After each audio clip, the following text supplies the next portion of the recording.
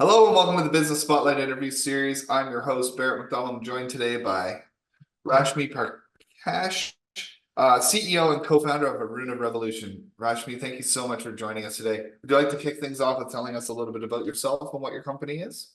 Yeah, absolutely. Thank you for having me. So my name is Rashmi Prakash, CEO, co-founder of Aruna Revolution. We are revolutionizing the way we manage our menstrual health with compostable menstrual pads that are better for our bodies and the planet.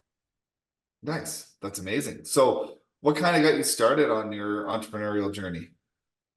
On my entrepreneurial journey, this is a great question. I feel like I've always had a little bit of an entrepreneurial spark too to me. When I was younger, probably in grade 5 or 6, there were these things called Scoobies. I don't know if that was a thing here, but it was a thing in Wales, and it was kind of like this like raw, long rubber string that you could then weave into different items and different things, and it was really fun. And I almost started a little business with that because my parents used to teach me how to weave little baskets and everything, and then everyone would look at it and they'd be like, "Oh, this is so cool!"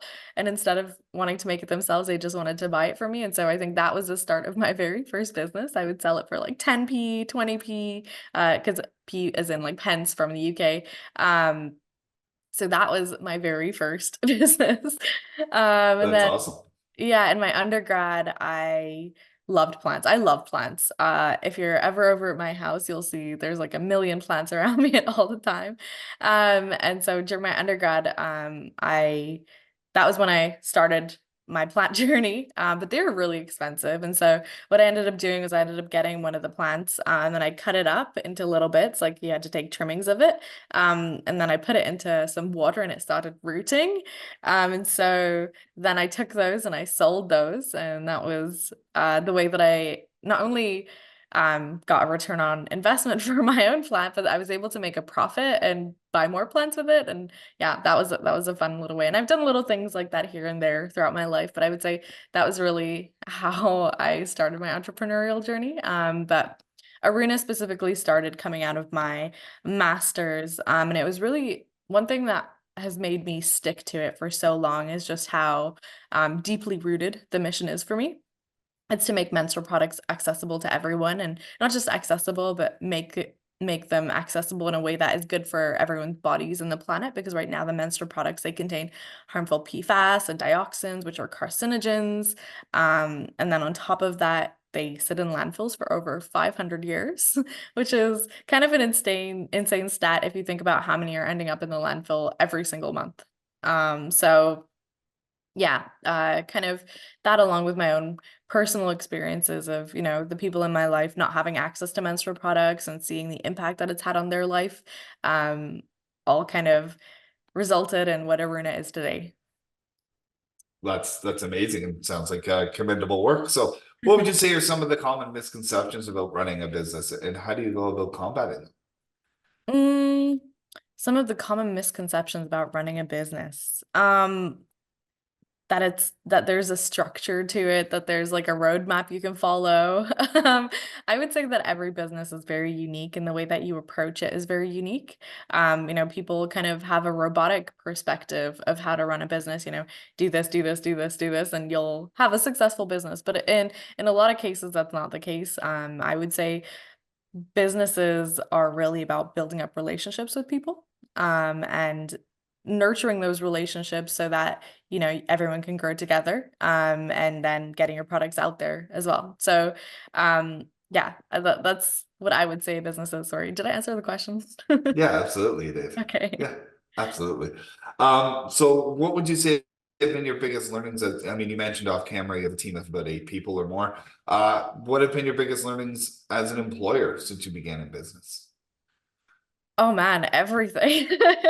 I had never been an employer before hiring my first interns in 2022. And so at that point, I had to learn how to set up a contract, how to set up payroll, how to pay people, what deductions were, kind of everything. But then on top of that, it's not just, again, the robotic aspect of what running a business is. It's also making sure that the people are happy, making sure that your employees are engaged, that you're bringing on the right people to that believe in what you're doing, and then you're able to continue nurturing that belief and continue motivating them and getting them excited so that, when people wake up on a Monday morning, they're not dreading coming to work. Absolutely. And then that can sometimes be a tall task after a long weekend for sure. Yeah. Um, so what qualities do you look for when you're looking for your employees, and how do you foster that positive work environment? Mm. So I think we have kind of a two-round interview thing where in the first round of interviews we do a little behavioral interview to try and understand what they're interested in, whether they're actually interested in Aruna or if they're just trying to get some work experience. And then on top of that, I look for a certain personality aspect. So if they're kind, I think kindness is one of the biggest things that I look for. And I think it's honestly one of the biggest values that you can come to with especially in Aruna. And I'm so proud of the team that we've developed and know that every single person that we have on our team is very, very kind. But then beyond that, I think look for people that are inquisitive, that take initiative, that really are excited about the work that we're doing and understand the impact that it can have.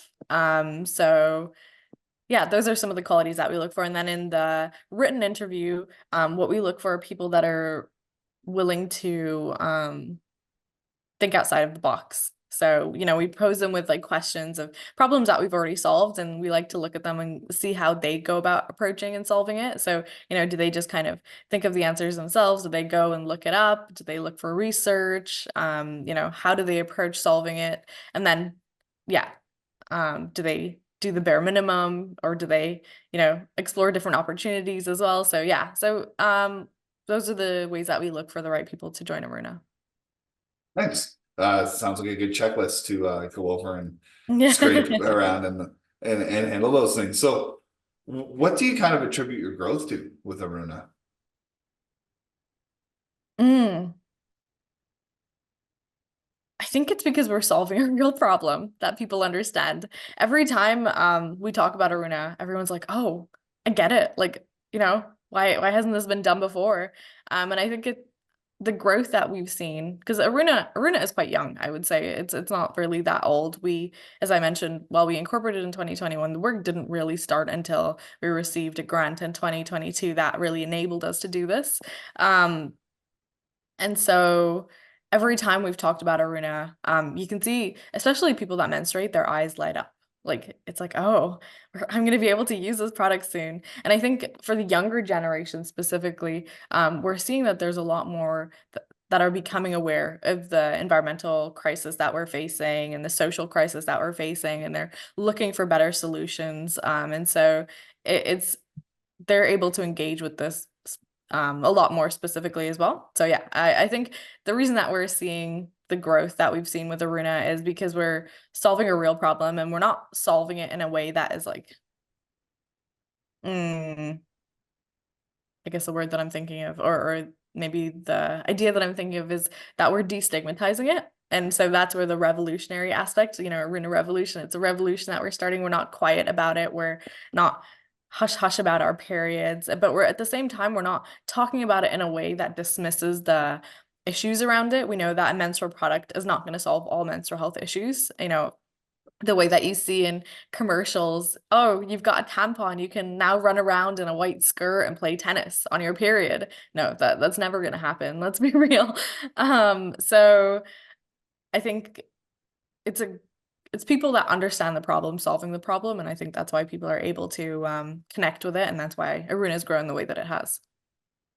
Absolutely. Fantastic. So how do you balance the demands of running a business like this in the startup phase with that number of people, with that mission, and your personal life?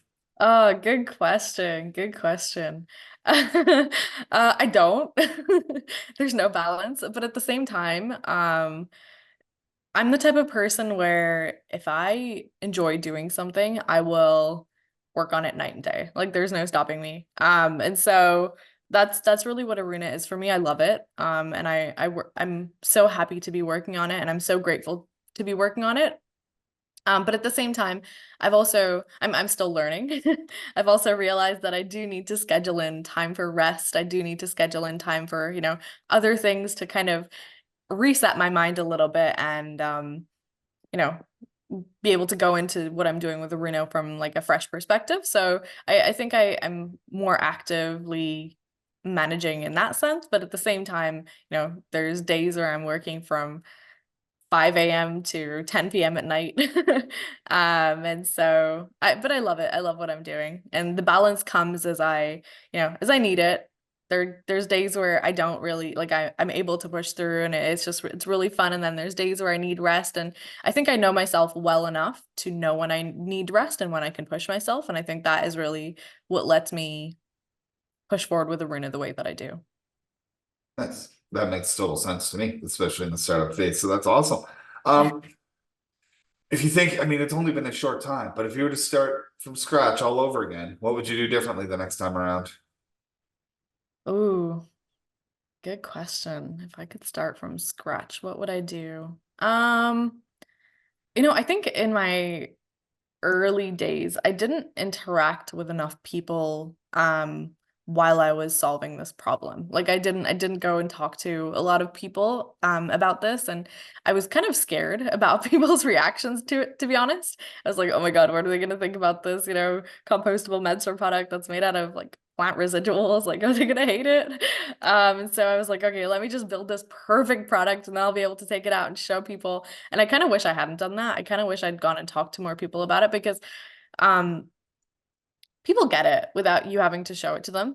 And initially there's going to be like a small niche of people that get it, and then it's going to start growing in awareness, and more and more people are going to get it. But when you start talking to that small niche of people that get it, it's such a big motivational factor because the more people that get it, the more people that want it, the more inclined you are to keep working as hard as you are as Right. well. So yeah, I think I wish I started talking about it more earlier. There, yeah, having those conversations early makes a big difference, and having someone in your corner and people you can talk to. It makes total sense. I mean, one of the things we say at Action Coach is if you tell someone your dreams and goals and they laugh at you, to go get new friends, because there's nothing wrong with your Exactly. dreams and goals. There's something wrong with the people you surround yourself with, right? Which Exactly. makes total sense. So, in kind of wrapping up, if you were, what's the one major piece of advice you have for someone who might be watching at home with a great idea or a great business concept that they want to launch? I'm trying not to be cliche and say something like just do it. But I think, if you've got a really great idea and you want to launch it, go talk to people about it. And the mom test, not don't talk to your mom, talk to people that you'd be solving the problem for. And then just do it. If you think it's a good idea, just go for it. And worst case, it doesn't end up being a great idea, you don't end up being successful, but you end up learning a lot along the way. And I think that in itself is a massive success. Um, just from starting a company, just from pushing forwards, from talking to people, you make so many connections, you make so many different you get so many different values from this journey that is outside of just the business itself. And the worst case is you end up leaving with a brand new network of people and a whole new perspective on life, and the best case is that you're able to turn it into a really successful business that's actually able to help a lot of people, and you're able to bring out your brilliant ideas, so you don't really have a lot to lose. So just do it. Absolutely fantastic pieces of advice. So thank you so much for your time today, Rashmi. It's been a pleasure getting to meet yourself and learn more about your business. And everyone watching at home, I look forward to seeing you in our next episode. Thanks, Barrett.